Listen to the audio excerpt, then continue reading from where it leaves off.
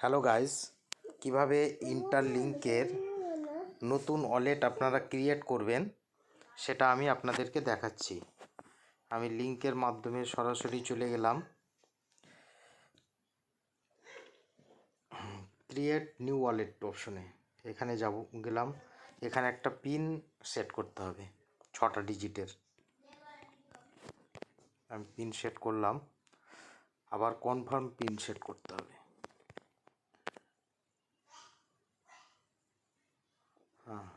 আমার সেট হয়ে গেল। এই যে আমার ওয়ালেটটা অলরেডি তৈরি হয়ে গেছে। এবার এখানে কানেক্ট নাও, তাহলে এইচসিএস স্কোরের জন্য আমাকে কানেক্ট করতে হবে।